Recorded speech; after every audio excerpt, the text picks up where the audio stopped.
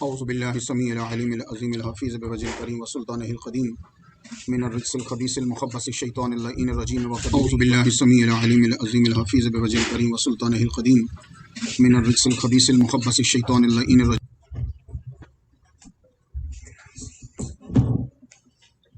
بسم اللہ الرحمن الرحیم.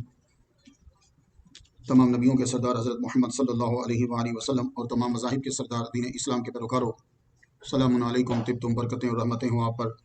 ھذا رحمت من ربی. آج سورۃ الشمس ہے.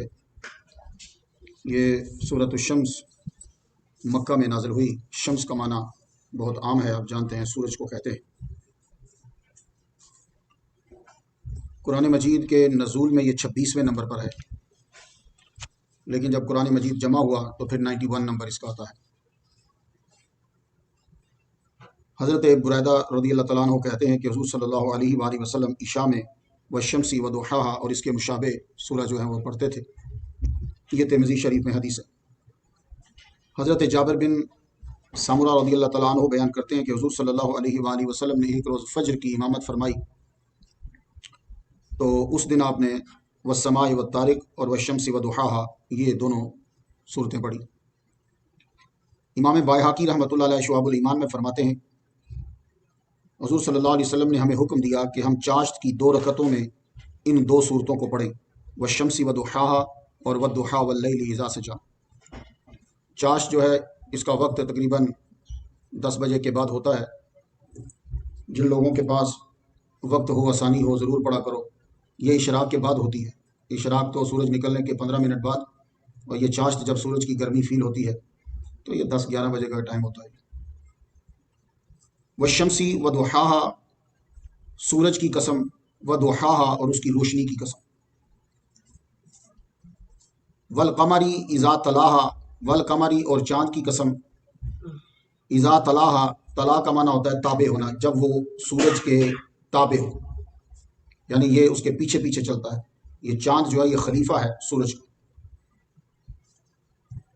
والنہاری اذا جلاہا، اور دن کی قسم جب وہ سورج کو نمایاں کر دے، مطلب جب واضح کھلا دن آپ کے اوپر ظاہر ہو جائے. واللیل اذا یغشا، رات کی قسم جب وہ اس کو ڈھانپ لے. یغشا کا معنی یہ بارہا ورب یوز ہوا ہے، آپ اس سے فیملیئر ہیں، جب وہ چھپائے، چھا جائے. والسماء، اور آسمان کی قسم، وما بناہا، اور اس کی جس نے اس کو بنایا ہے. یہ 8 قسمیں بنتی ہیں. اس میں میں نے مفسرین نے 7 لکھی ہیں، لیکن میں نے 8 بنائی ہیں. وما بناہا جو ہے اس کے خالق کی بھی بیچ میں قسم اٹھائی گئی، تو اس لیے وما بناہا شامل کریں تو، اور وما تہاہا شامل کریں، یعنی جو خالق ہے، جو فاعل ہے، اس کی بھی قسم ہے، تو اس لیے 8 بن جائیں گی. سورج کی قسم کیوں فرمائی؟ یہ سورج کا آپ کی زندگی کے اندر بہت اہم جو ہے کردار ہے. یہ آپ کی فصلیں پکاتا ہے. آپ کے یہ دانے جو سٹوں میں پکتے ہیں، یہ بھی سورج جو ہے وہ پکاتا ہے. یعنی انسانوں کے لیے اور جانوروں کے لیے جو غذا تیار ہوتی ہے کھیتوں کے اندر، اس میں سورج کا بڑا عمل دخل ہے، یہ یاد رکھیے. اور سورج جو ہے اللہ کے جود و کرم کے اظہار کی ایک دلیل ہے، یہ یاد رکھیے گا. انسان کی زندگی میں یہ سورج اتنا مفید ہے کہ سولر ریلیجنز کے اندر یہ سب سے بڑا دیوتا بن گیا، نیر اعظم بن گیا. لوگ اس کی پوجا کرنے لگے. سن کی پوجا ایجپٹ میں ہوتی تھی. اکبر بادشاہ کا نام تو سنا ہوگا، وہ بھی اس کا پجاری تھا. آپ اس کو مسلمان سمجھتے ہیں. وہ دیوتا کا، سورج کا بہت بڑا پجاری تھا. اس کو بڑے نام آتے تھے اس کے. صبح اٹھتے ساری وہ اس کی پوجا کرتا تھا. اس کے فالوور بھی اس کی پوجا کرتے تھے.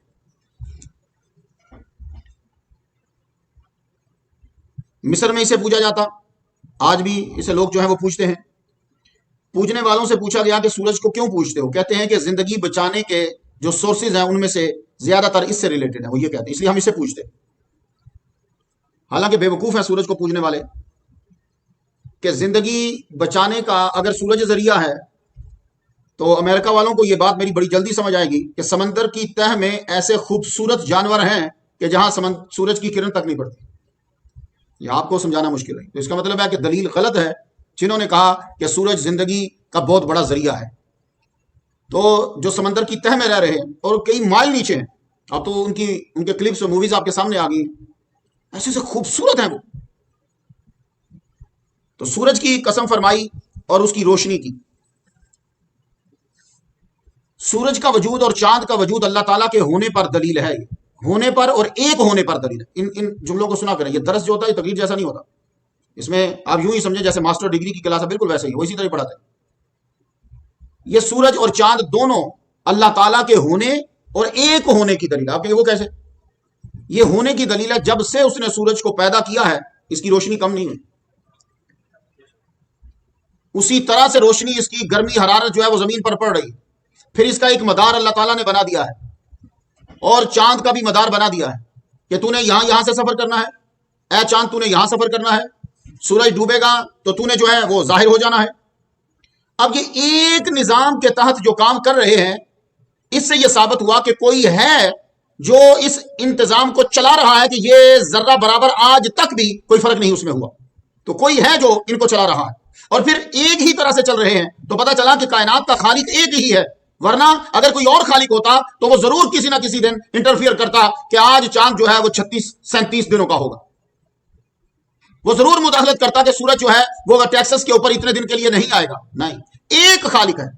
اور پھر دیکھیے کہ سورج غروب ہوتا ہے تو فوراً چاند نظر آتا ہے. یہ یاد رکھیے، ادھر سورج غروب ہوا ادھر چاند نظر آیا. بس یہی چیز آپ کے روزہ رکھنے اور آپ کی عید کرنے کا اسی ٹائم آپ نے دیکھنا. ایک مولوی صاحب اٹھے، انہوں نے کہا دن کو 12 بجے بھی چاند نظر آ جائے تو آپ روزہ رکھو. میں کہا مولوی صاحب اب سمجھ آپ کی نہیں آتی. ہم بات کریں تو فرقہ وارائیت ہوگی، آپ بات کریں تو اسلام ہوگا. تو یہ یاد رکھیے گا کہ سورج ڈوبے اور ادھر چاند صاحب جو ہیں وہ ظاہر ہوں گے. اور جب یہ چاند 29 کا ہوگا تو یہ تھوڑی دیر کے لیے رہے گا. اسی لیے جب ہم نے تحقیق کری، ایک یہ نہیں ہوتا کہ ایک بندہ کہتا ہے میں نے چاند دیکھا تو ہم مان لیں گے. نہیں، یہ نہیں. گواہی ماننا ہے. عورت دے، بندہ دے، بیل دے. کئی ججوں نے فیصلے کیے ہیں جانور کی گواہی کے اوپر، بڑے بڑے فیصلے کر دیے دانت کے اوپر، بیل کے اوپر. یہ بات نہیں ہے گواہی قبول کی یا نہیں کی. مسئلہ یہ ہے کہ گواہی کے شرائط کیا ہیں. اب 7:17 پہ وہاں سورج غروب ہوا، تم گواہی بتا رہے ہو 7:45 پہ. 7:45 سے لے کر تم بتا رہے ہو 8:12 تک. تو یار کچھ تو ہمیں غور کرنے کا موقع دو نا. پھر ہم نے تمہیں کال کری، تم نے کہا ہماری نماز کا ٹائم ہے. ہم نے کہا چل نماز کے بعد بتانا. بولا نہیں ہماری تراویح کا ٹائم ہے. اللہ کے بندے اتنا بڑا مسئلہ ہے تو گواہی لا الہ الا اللہ پڑھ کے دے دے. وہ مسجد میں کھڑے ہو کے نہیں دے رہا. تو چاند جو آئے گا یہ اذا طلعہ ہے. قرآن کو سمجھو ذرا. اذا طلعہ ہے، ادھر سورج گیا ادھر چاند آیا، تو یہ اس کے تابع ہے. اور یہ یاد رکھیے گا یہ تابع اس لحاظ سے بھی ہے کہ چاند روشنی حاصل کرتا ہے سورج سے، سورج اس کو روشنی دیتا ہے. اسی لیے قرآن مجید میں سورج کے لیے دیا کا لفظ ہے اور چاند کے لیے نور کا لفظ ہے. دیا وہ روشنی ہوتی ہے جو چیز کے اندر ہو، نور وہ روشنی ہوتی ہے جو چیز کسی سے لی جاتی ہے. اب تمہاری سائنس پڑھنے کے بعد تم نے یہ کہا کہ سورج کے اندر دھماکے ہوتے ہیں اور چاند جو ہے وہ روشنی لیتا ہے. تم نے اتنا پڑھنے کے بعد کہا، محمد مصطفیٰ نے مدینے میں بیٹھ کے کہہ دیا، مکے میں بیٹھ کے کہہ دیا والشمس وضحاہا والقمر اذا تلاہا. یہ ہے ہمارے نبی کا کام. تو یہی آپ کہتے ہو نا سورج کی اپنی روشنی ہے اور چاند کی اپنی نہیں ہے. یہی تو ستارے اور سیارے میں تم فرق کرتے ہو، ہمیں سائنس میں پڑھاتے ہو. تو والنہار اذا جلاہا، اور قسم دن کی کہ جب وہ سورج کو نمایاں کر دے. کیا مطلب؟ سورج کی گرمی واضح ہوتی ہے، اس کی روشنی چمکتی جاتی. واللیل اذا یغشاہا، رات کی قسم جب وہ اس کو چھپا لے، دن کو چھپا لے. اب آپ کو یہاں میں ایک اور بات بتاؤں. اللہ نے جب سورج اور چاند کہہ دیا تو پھر دن اور رات کیوں کہا؟ تو سنیے، سورج اور چاند سے تم بچ سکتے ہو. یہ جو سخت مجرم ہوتے ہیں ان کو سزا کہاں دی جاتی ہے؟ ایسی جیلیں بنائی گئی پرانے زمانے میں بھی اور اب بھی کہ تہ خانے کے اندر اس مجرم کو ڈال دو گے اس کو سورج کی روشنی کرن تک نہ پڑے. کیوں؟ یہ ایک زندگی کی علامت ہوتی ہے. اس لیے کہا جاتا ہے صبح اٹھو سورج کو نکلتے ہوئے دیکھو.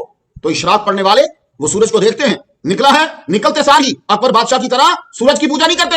اشراق کے وقت سورج نکلا تو وہ کیا کرتے ہیں؟ فوراً اشراق کی نماز ادا کر کے بتاتے ہیں ہم سورج کے پجاری نہیں ہیں، سورج کو جس نے نکالا ہے ہم اس کو سجدہ کرنے والے ہیں.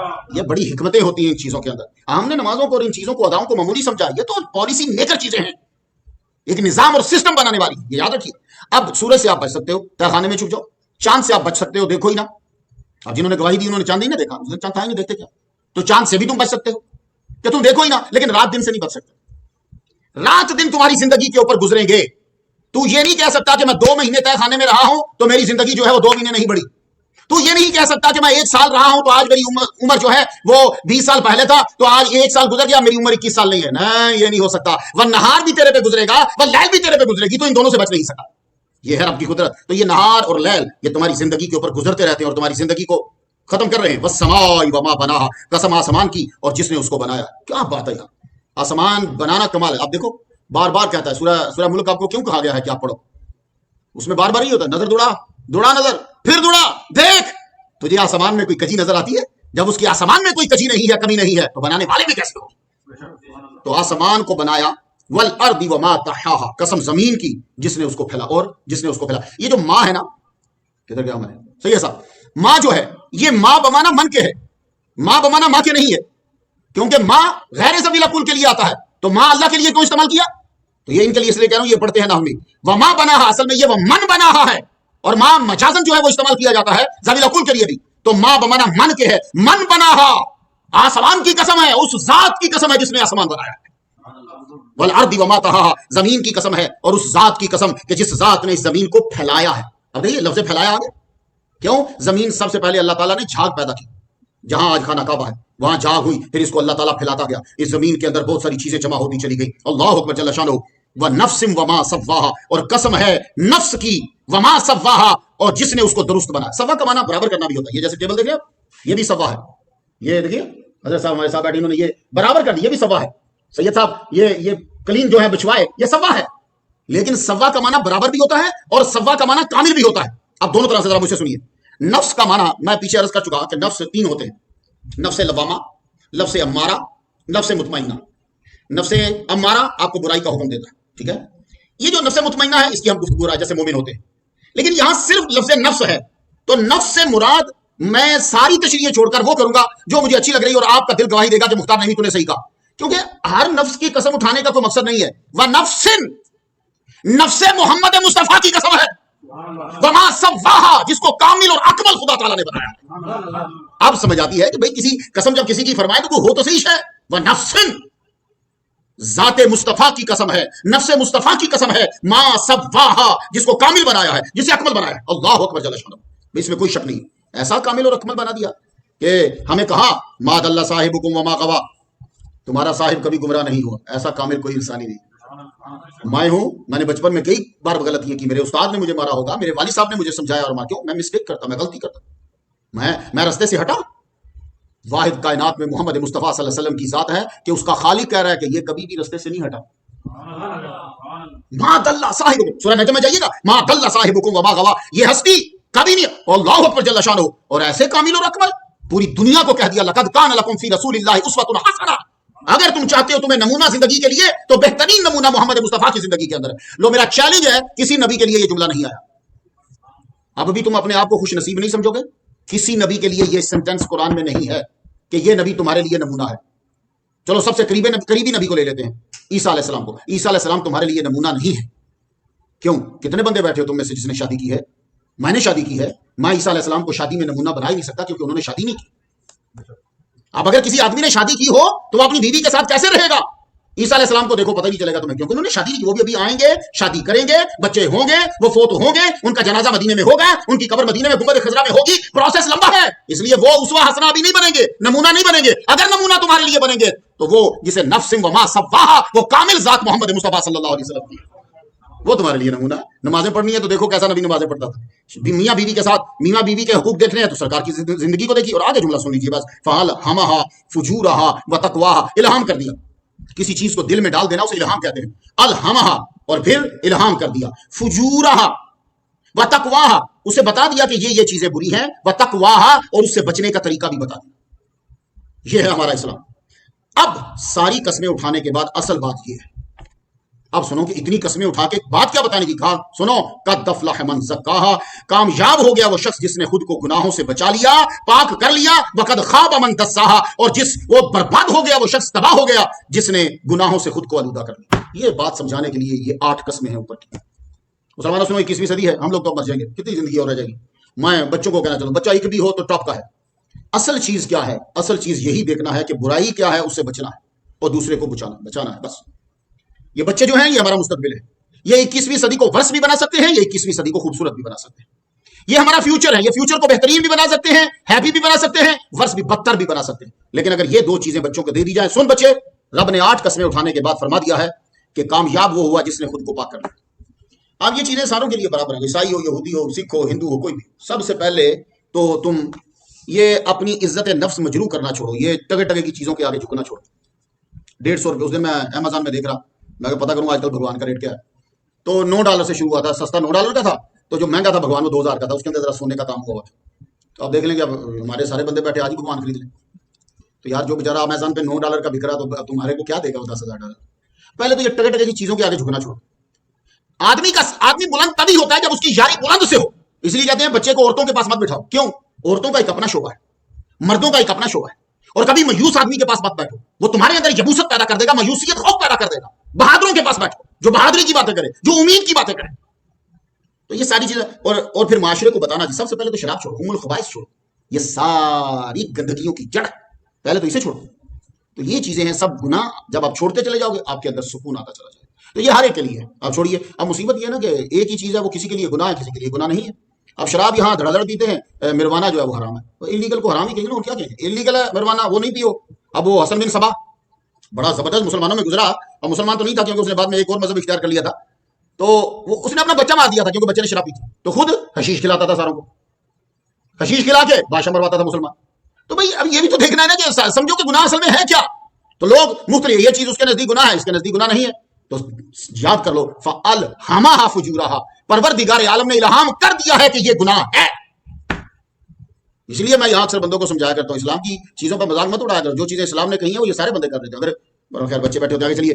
قد افلح، یہ بات سمجھ میں آ گئی. کذبت ثمود بتقوا، آگے مثالیں دی، جھٹلا دیا سمود نے.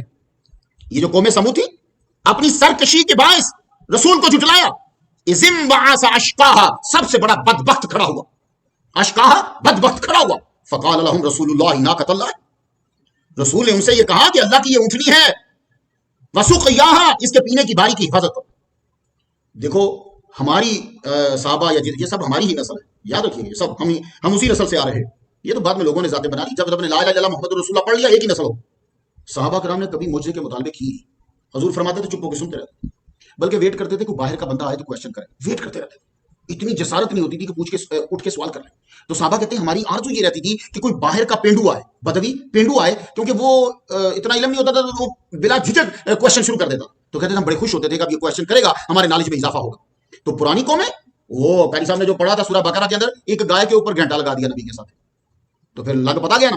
اب انہوں نے بھی کیا کیا کہ کہنے لگے ہم تجھے نبی مان لیں گے، تو اس پہاڑی سے اونٹنی نکال، اور اونٹنی بھی گابن ہو، نکلتے ساری بچہ جانتے. دیکھ رہے ہیں آپ، بدتمیزی ہے یہ نبی کو ایسا کہنا نہیں چاہیے. اپنی طرف سے وہ بڑی مشکل بات کہہ رہے ہیں کہ اونٹنی نکلے، اور نکلے بھی پتھر سے، کسی اونٹنی کا بچہ نہ ہو، اور پوری فل ینگ ہو اور گابن ہو، باہر نکلتے ساری بچہ جانتے. آپ نے فرمایا سنو، تم نے مطالبہ کر دیا ہے، اونٹنی آ جائے گی، اونٹنی آ گئی تو اللہ کو مانو گے، بت پرستی چھوڑ دو گے، اور جو میں کہوں گا وہ مانو گے؟ ایمان کی. آپ پتھر کے سامنے کھڑے ہوئے، پہاڑ پھٹا، بیچ میں سے اونٹنی نکلی. اونٹنی نے نکلتے ہی بچہ جان دیا. اب جب بچہ جان دیا تو اب جب آپ نے تقاضا آپ نے کیا ہے تو پھر حکم بھی اوپر سے آئے گا. اب حکم یہ آ گیا کہ وہ پانی کی ایک ہی جگہ تھی. حکم یہ آیا کہ ایک دن پانی یہ پیے گی، اس دن تم میں سے کوئی بندہ یہاں سے پانی نہیں پے گا.